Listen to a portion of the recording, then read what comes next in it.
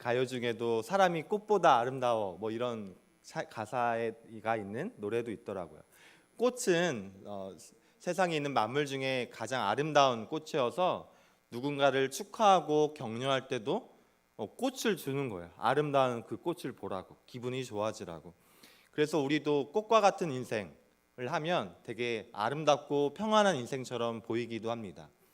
몇 년 전부터는요, 그 꽃길만 걷자라는 안부 인사가 또 젊은 친구들 가운데 있더라고요. 우리 꽃길만 걷자, 이렇게 아름답고 이쁜 인생만 살아가자라는 그런 덕담 아닌 덕담의 인사도 생겨났어요. 꽃길만 걷자. 참 좋아 보이잖아요. 그런데 조금만 더 생각해 보면 과연 꽃과 같은 인생이 그렇게 그냥 막연히 아름답고 편안한 인생인가 하는 생각이 듭니다. 한 송이의 꽃이 피어나기까지는 무수히 많은 비바람을 맞아야 되고요. 또 때로는 그 씨앗이 땅에 뿌려지고 잘 토양의 아래에 뿌리 박히기 위해서는 밟힘을 받기도 해야 됩니다. 이것처럼 꽃과 같은 인생은 그저 아름답고 막연하게 좋아 보이는 인생이 아니라 인생을 살아가며 무수히 많은 비바람도 얻게 되고요. 또 때로는 우리의 기분이 상하고 또 우리의 현실 가운데 이해되지 않는 밟혀지고 또 무참한 현상을 경험하는 것이 또 우리의 인생이지 않을까 생각이 듭니다. 그래서 우리가 잘 알고 있는 우리 도종환 시인의 흔들리며 피는 꽃이라는 시를 아마 알고 계실 겁니다. 화면이 준비되어 있으시면 보여주시고 제가 한번 읽어볼게요. 흔들리지 않고 피는 꽃이 어디 있으랴. 이 세상 그 어떤 아름다운 꽃들도 다 흔들리면서 피었나니, 흔들리면서 줄기를 곧게 세웠나니, 흔들리지 않고 가는 사랑이 어디 있으랴. 젖지 않고 피는 꽃이 어디 있으랴. 이 세상 어떤 빛나는 꽃들도 다 비에 젖으며 피었나니, 바람과 비에 젖으며 꽃잎 따뜻하게 피었나니, 젖지 않고 가는 삶이 어디 있으랴라고 시인은 말합니다. 시인은 지금 꽃에 비바람에 흔들리고 젖혀지고 때로는 넘어지고 꺾여질 것 같은 위기를 겪는 삶이 사람의 인생이 이와 같다 여겨진다는 겁니다. 그래서요, 우리 인생에 비바람이 불어오잖아요. 삶 속에서 어려움이 다가오기도 하고 내가 원치 않는 밟힘을 당하기도 합니다. 그런데 그것을 우리는 이상히 여기지 말아야 되는 거예요. 한 송이 꽃이 피기에도 수백 번, 수만 번의 비바람을 맞아야지만 한날 미물인 꽃도 그 꽃을 피울 수 있는 것처럼 하나님이 창조하시고 예수 그리스도의 피값으로 우리를 구원해 주신 인간의 삶이 어찌 그리 쉽게 잃어갈 수 있겠습니까? 얼마 전에 태풍이 왔었어요. 태풍이 오고 나서 왜 태풍이 오느냐고, 왜 이 넓은 지구에 하필 이때 우리나라를 지나가게 하느냐고 신사한탄하고, 왜 우리 집에만 피해가 가게 하느냐고 정말 낙심하고 넘어져 있으면 그래서 안 된다는 거예요.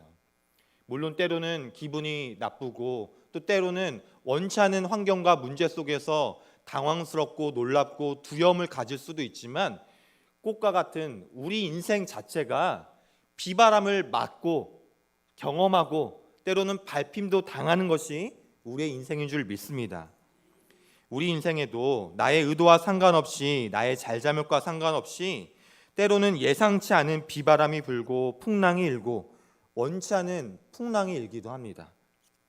그래서 자신이 없어지기도 하고 우리의 마음과 믿음이 또 때로는 우리의 가정과 자녀가 흔들리고 두렵고 힘이 빠지는 것을 경험하게 되는 것이 어쩌면 우리가 살아가는 꽃과 같이 흔들리는 비바람에 때로는 넘어지기도 하는 인생이라 여겨집니다. 우리나라 속담에 소 잃고 외양간 고친다라는 이야기가 있죠. 누가 미리 대비를 잘 해야 된다는 거예요. 소 잃고 외양간 고치면 안 되고 소를 잃길 전에 외양간을 잘 고치라는 겁니다. 물론 맞는 말이에요. 그런데 누가 도둑이 올 줄 알았냐고요. 소가 갑자기 흥분해서 집을 나갈지 누가 알았고 갑자기 태풍이 와서 잘 온전해 보이는 외양간이 무너질지 누가 알았냐고요. 그런 인생은 우리가 어쩔 할 수 없다는 영역이라는 겁니다. 그러면 그때 우리는 소 잃고 외양간을 어떻게 해야 될까요? 그때라도 소 잃고 외양간을 고쳐야 하는 겁니다. 소 잃고 슬퍼하고 낙심하고 지쳐하고 짜증내고 자신감을 잃고 앉아있는 것이 아니라, 왜 내 인생에 이런 비바람이 부냐고 한탄만 하고 있는 것이 아니라, 바로 그 순간 다시 한번 하나님을 바라보며 일어나고 외양간을 고치고 주님을 향한 꽃을 피우는 우리의 인생이 되기를 바랍니다. 특별히 우리 마음과 믿음을 더 이상 다치지 않고 단단히 고쳐매고 자물쇠도 잠그고 철문도 만들고 더 강력한 리보넬을 만들어야 되겠습니다. 그래서 앞으로 세상 유혹과 시험에, 또 다른 어떤 세상의 비바람에 더 이상 우리의 마음이, 우리의 삶이 다치지 않도록 우리는 우리의 마음을 잘 다듬어야 합니다. 지난주부터 여호수아 강해가 시작이 되었어요. 지난주에 담임 목사님이 모세가 죽은 후에라는 제목으로 말씀 전해 주셨습니다. 여호수아 1장 1절은 그렇게 시작이 돼요. 여호와의 종 모세가 죽은 후에. 그런데 여호수아는 어떤 이야기예요? 여호수아 전에 출애굽기 이야기가 펼쳐지잖아요. 하나님의 인도하심으로 출애굽을 경험했다고요.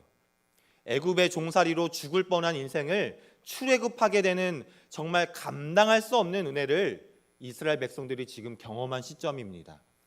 그 일을 자신들은 할 수 없었는데 때마다 시마다 약속의 말씀으로 우리를 인도해 주셨던 강력한 영적 리더십을 가지고 있었던 모세의 인도하심을 받아 출애굽이라는 놀라운 은혜를 이스라엘 백성들이 경험했습니다.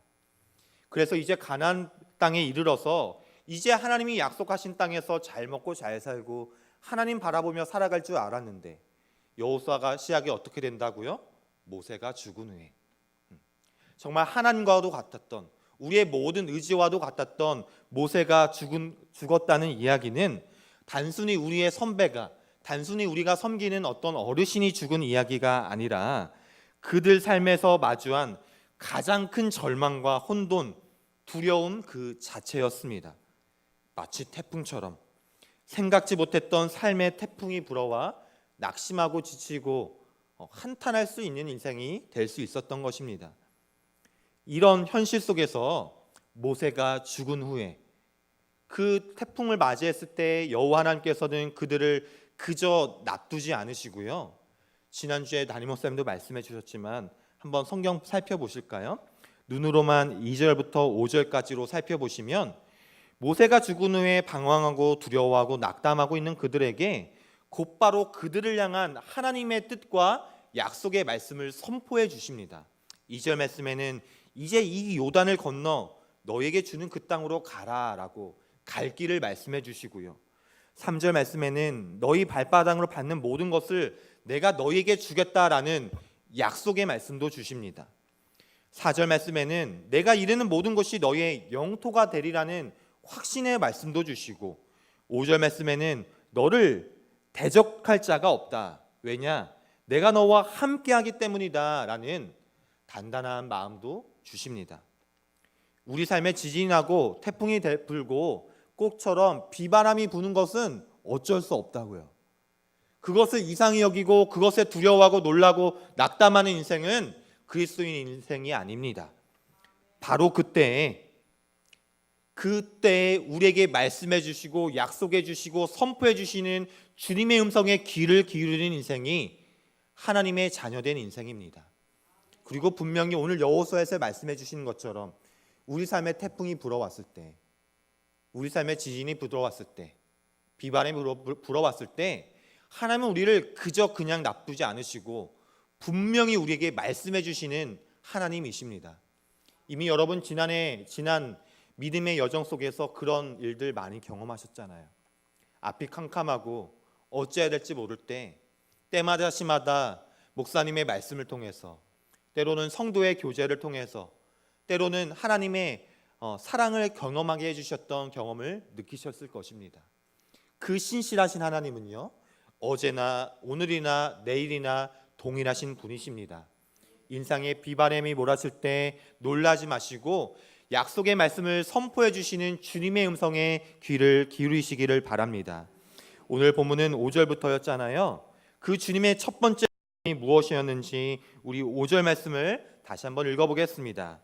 시작. 내 평생에 너를 능히 대적할 자가 없으리니 내가 모세와 함께 있었던 것과 같이 너와 함께 있을 것임이니라. 내가 너를 떠나지 아니하며 버리지 아니하리니. 아멘. 우리가 두려워되지 않은 이유는 우리 평생에 어려움이 있을 수 있죠. 우리가 감당하기 힘든 현실이 있을 수 있잖아요. 그런데 하나님이 함께 하시기에 우리를 대적할 그 어떤 악한 권세도 세상의 권력도 있을 수 없다라고 주님은 말씀하십니다. 왜 그렇습니까? 우리를 대적한 그 어떤 현실보다, 우리를 두렵게 하는 그 어떤 문제보다 하나님이 크신 분이시기 때문입니다. 우리가 낙담하는 그 어떤 어려움보다 하나님이 더 강하고 위대하신 분이시기 때문입니다. 그 하나님께서 내가 너와 함께 하리라. 그러니 두려워 말라. 내가 너와 함께 한다니까. 초조해하지 마. 내가 너와 함께 한다니까. 이 말씀을 오늘 본문에서 하나님은 다른 그 어떤 말씀보다 먼저 해주고 계십니다. 저도 때로는 목회자의 삶을 살아가면서 영적으로든 육적으로든 정서적으로든 힘든 때를 지나갈 때가 있잖아요. 그럴 때 제가 자주 묵상하는 두 가지의 메시지가 있어요. 첫 번째는 예수님이라면 어떻게 하실까라는 메시지입니다. 어찌해야 될지 모르겠어요. 그때 예수님이라면 어떻게 하실까를 생각해 봅니다. 그리고 두 번째는 어떻게 하는 것이 하나님이 가장 기뻐하는 모습일까를 생각해 봅니다. 거의 일맥상통하는 두 가지 질문이죠. 여러분도 지금 마음속에 품고 계신 기도와 현실이 있으시죠? 지금 속으로 한번 질문해 보세요. 예수님이라면 어떻게 하실까? 어떻게 하는 것이 하나님이 가장 기뻐하시는 것일까? 현실에 집중하는 것이 아니라 나와 함께 하신다고 하시는 하나님께 집중하는 이 질문을 하게 되면 마음에 하나님이 주시는 평안이 찾아옵니다. 한 걸음 한 걸음 나아갈 힘이 생기고 감정과 마음이 이제 비로소 내 염려가 아니라 하나님이 주시는 마음으로 정리가 되고 인도되어지는 것을 경험하게 될 줄 믿습니다. 두 번째, 우리 6절과 7절 말씀 6절과 7절 말씀 함께 읽어보겠습니다. 시작. 강하고 담대하라. 너는 내가 그들의 조상에게 맹세하여 그들에게 주리라 한 땅을 이 백성에게 차지하게 하리라. 오직 강하고 극히 담대하여 나의 종 모세가 내게 명령한 그 율법을 다 지켜 행하고 우로나 좌로나 치우치지 말라. 그리하면 어디로 가든지 형통하리니. 아멘. 술에 취한 사람들을 보면 계속 같은 말을 반복하잖아요. 그래서 치중진담이라고도 하지만 오죽하면 치중에 그렇게 이야기했을까라는 생각을 하기도 합니다. 그런데 선배나 직장 상사나 또 어떤 동료나 혹은 가족이 치중진담이라고 해서 그 말을 귀를 기울이다 보다가도 하던 일을 계속하다는 거 보면 그게 진심이 아니라 그냥 술주정이라는 것을 이내 곧 알게 됩니다. 그런데요, 우리 하나님이 취하신 것도 아니실 텐데 오늘 본문 말씀에 보면 계속해서 같은 말을 반복하십니다. 6절 말씀에 강하고 담대하라. 7절 말씀에 오직 강하고 극히 담대하라. 또 9절 말씀에도 강하고 담대하라. 9절 하반부에도 같은 맥락에 두려워하지 말고 놀라지 말라. 성경에서는 종종 하나님께서 강조하시는 메시지를 2번 정도 강조하는 구절이 종종 등장합니다. 그런데 이렇게 짧은 6절부터 9절이라는 짧은 구절 속에서 총 3번에서 4번이라는 같은 구절을 하나님께서 계속해서 지금 반복해서 우리에게 말씀하고 계시다고요. 왜 이렇게 같은 말씀을 반복하실까? 역으로 보면 하나님이 보시기에 어쩌면 저와 여러분의 마음과 믿음이 강하고 담대해 보이지 않으셔서 그런 건 아니실까라는 생각이 듭니다. 이제 세상에 나가면 이런저런 일들도 많을 텐데 저리 약해서 어찌할까라는 노모의 말처럼 강하고 담대해야 된다. 두려워하지 말라. 이 세상은 결코 그리스도인으로 믿으며 살아가기가 호락호락하지 않단다. 강하고 담대하라 라며 우리의 마음에 집중하기를 주님은 말씀하십니다. 이스라엘 군대는 지금 외부 때문에 걱정하고 있잖아요. 모세가 없어서 걱정하고 우리가 마주해야 될 가나안 족속의 큰 군대를 보며 걱정합니다. 하지만 지금 하나님은 뭘 말씀하세요? 강하고 담대하라. 우리의 마음과 믿음을 더 다지라고 지금 말씀하고 계십니다. 오늘 예배를 들으시고 함께 말씀을 들으시는 이 자리에 계신 우리 성도님들께서도 어쩌면 평안함 가운데도 있지만 때로는 태풍처럼 삶의 비바람으로 어찌해야 될지 모르는 현실을 맞이하고 계신 분도 있을 것입니다. 갑자기 닥친 태풍이 아니더라도 계속해서 지지부진하고 오랫동안 삶의 비바람으로 불어와서 그 비바람 때문에 우리 살갗이 모가난 삶의 현실들도 지친 마음들도 있을 줄 압니다. 어떤 분들은 겉으로는 별다른 문제나 어려움은 힘듦은 없지만 하나님 보시기에 뭐가요? 우리 마음이요, 마음. 겉으로는 별일 없어 보이고 별탈이 없어 보이고 평안해 보입니다. 그런데 하나님 보시기에는 우리 마음이, 우리 믿음이 조금 더 강해져야 된다고, 조금 더 담대해져야 된다고. 왜요? 내가 너와 함께 할 것이기 때문에, 너희를 떠나지 않을 것이기 때문에 두려워하지 말고 놀라지 말라고 오늘 말씀하고 계십니다. 그래야 또 넘어지지 않고, 그래야 다시 지치지 않고, 그래야 흔들리더라도 다시 일어날 수 있는 영적인 힘이 생기기 때문입니다. 강하고 담대하라 라고 말씀하시는 주님의 음성을 오늘 새기시기를 바랍니다. 마지막으로 우리는 말씀대로 살기 위해서는 영적인 용기를 내야 됩니다. 하나님은 우리를 향한 하나님의 뜻과 약속의 말씀을 주시고, 그리고 강하고 담대하라고 우리의 마음을 붙잡아 주신 하나님께서 이제 마지막으로 하나님의 뜻대로 강하고 담대하게 주님만 의지하며 살아갈 수 있는 그 방법까지 우리에게 제시해 주십니다. 7절 말씀에 아까 읽었지만요, 후반부에 보면 나의 종 모세가 내게 명령한 그 율법을 다 지켜 행하고 우로나 좌로나 치우치지 말라. 그리하면 어디로 가든지 형통하리니 말씀하시고, 8절 말씀에도 이 율법책을 내 입에서 떠나지 말게 하며 주야로 그것을 묵상하라 라고 말씀하십니다. 제가 8절 말씀을요 조금 더 쉬운 세번역으로 읽어드리겠습니다. 여러분들은 8절을 눈으로 한번 보세요. 이 율법책의 말씀을 늘 읽고 밤낮으로 그것을 공부하여 이 율법책에 쓰여진 대로 모든 것을 성심껏 실천하여라. 그리하면 내가 가는 길이 순조로울 것이며 내가 성공할 것이다. 주님 말씀하십니다.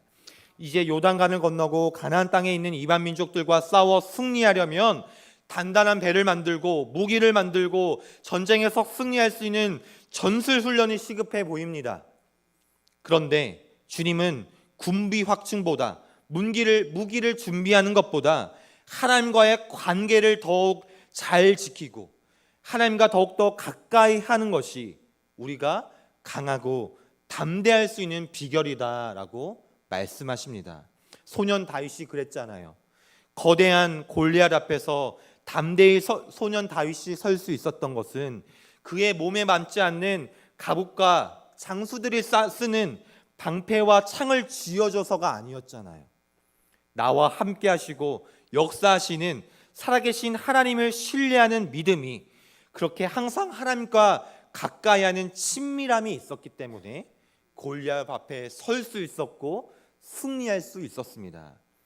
그런데 왜 말씀을 묵상하라는 것일까요? 7절과 8절 말씀, 계속 말씀을 묵상하라고 말씀하시잖아요. 말씀을 묵상하며 하나님의 마음과 뜻을 내 마음에 품다 보면 하나님의 뜻을 분별하고 그 뜻대로 살아가고자 하는 열망, 그리고 그렇게 살아갈 수 있는 영성이 형성되기 때문입니다. 그리고 그것이 우리의 길이 형통하게 되는 영적인 열쇠라고 주님은 말씀하십니다. 그런데 문제는 뭐예요? 이게 잘 안 되는 겁니다. 왜 그럴까요? 강하고 담대한 마음을 갖고 싶은데, 하나님 말씀대로 살고 싶은데, 은혜도 받았는데 그 다음 단계가 잘 안 됩니다. 제가 7절 말씀을 새 번역으로 다시 한번 읽어볼게요. 오직 너는 크게 용기를 내어 나의 종 모세가 너에게 지시한 모든 율법을 다 지키고 오른쪽으로나 왼쪽으로나 치우치지 않도록 하여라. 그리하면 내가 어디로 가든지 성공할 것이다. 아멘. 뭐라고 이야기해요? 너는 크게 용기를 내어 내가 너에게 지시한 말씀을 지키고 내가 너에게 행한 대로 행하라 라고 말씀하십니다. 우리 가정에 필요한 믿음의 모습이 어떠한지 이미 우리는 알고 있습니다. 주일날 담임 목사님의 말씀을 통해 은혜도 받습니다. 셀명을 통해서도 도전을 받습니다. 그런데 믿음대로 살아가기 위해서는, 말씀을 지키며 믿음대로 살아가기 위해서는 뭐라고요? 용기가 필요해야 된다고 하나님은 말씀하십니다. 이스라엘 백성들이 가나안 땅에서 하나님의 뜻대로 살기 위해서는 이방의 사악한 풍속과 관례, 우상 숭배 문화와 담대히 맞서야 했습니다.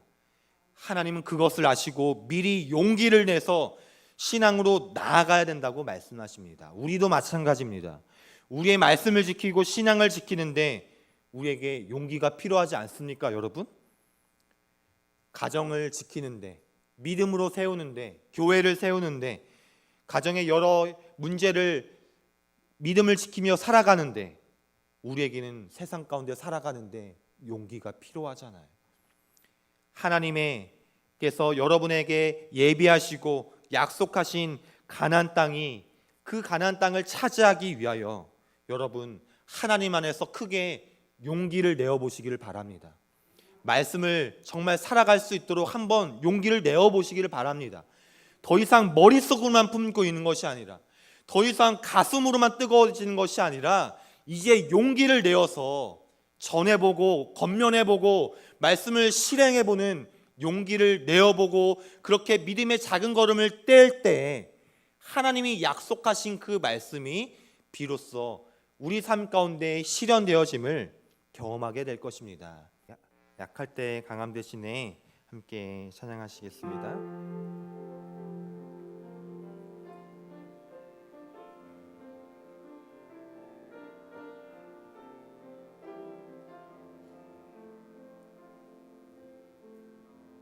약할 때 강함 대신에 나의 보배가 되신 주, 주 나의 모든 것, 주 안에 있는 보물을 나는 포기할 수 없네. 주 나의 모든 것. 예수 어린 양, 예수 어린 양, 존귀한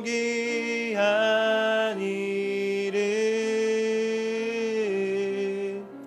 예수 어린 양, 존귀한 이름. 십자가 죄 사하셨네. 십자가 죄 사하셨네. 주님의 이름 찬양해. 주 나의 모든 것, 쓰러진 나를 세우고 나의 빈 잔을 채우네. 주 나의 모든 것. 예수 어린 양, 예수 어린 양, 존귀한 이름,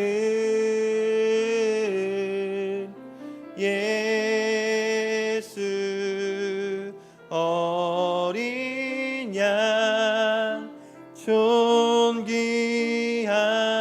이름. 이 시간 함께 기도했으면 좋겠습니다. 우리 오늘 꽃 이야기를 했죠. 또 영상에서 봤던 것처럼 왜 다른 가정은, 다른 사람과 다른 자녀는 꽃이 피우는데 내 인생은 왜 자꾸 비바람이 불고 흔들리기만 합니까? 라는 생각이 들 수도 있습니다. 하지만 꽃이 피는 시기가 다른 것처럼 하나님께서 우리에게 예비하신 하나님의 때, 하나님의 섭리하심과 계획하심이 분명히 있는 줄 믿으시기를 바랍니다. 또한 비바람과 어려움 속에서 그 비바람이 단순히 우리를 아프게 하는 것이 아니라 비바람을 겪어야지만요, 여러분, 나중에 꽃이 피고 열매가 맺었을 때 줄기가 더 단단해져서 꽃과 열매를 잘 맺을 수 있는 것입니다. 하나님, 지금 갖고 있는 내 현실을 하나님 오늘 주신 말씀처럼 강하고 담대함으로 믿음의 용기를 내어서 하나님 바라보며 살아갈 때 하나님이 예배하신 가나안 땅을 맞이하게 하여 주옵소서. 이 시간 주님의 이름 3번 외치며 함께 결단하며 기도하며 나아가겠습니다. 주여, 주여, 주여. 하나님 감사합니다. 강하고 담대하라. 아버지 하나님, 주님께서 주님 나에게 말씀해 주시니 감사합니다. 오직 강하고 극히 담대하여 나의 종 모세가 내게 명령한 그 율법을 다 지키고 우로나 자로나 치우치지 말라. 주님 말씀하시니 감사합니다. 꽃과 같은 우리의 인생, 때로는 흔들리고 비바람이 부는 것이 있음을 경험합니다. 그때 놀라지 않고 두려워하지 않고 강하고 담대하라, 내가 너와 함께함이라 라고 말씀하시는 주님의 말씀 신뢰하며 그 말씀 붙잡고 믿음으로 승리하는 우리의 넉넉히 승리하는 인생 되게 하여 주옵소서. 그럴 때 하나님께서 예비하신 때 하나님의 뜻과 때에 맞게 꽃이 피어나고 열매가 맺혀지고 믿음의 결실을 맺게 될 줄 믿습니다. 그 하나님을 더욱더 소망하며 나아가오니 주님 함께해 주시고 인도하여 주시옵소서. 이 모든 기도와 간구를 우리 주 예수 그리스도의 이름으로 기도드립니다. 아멘.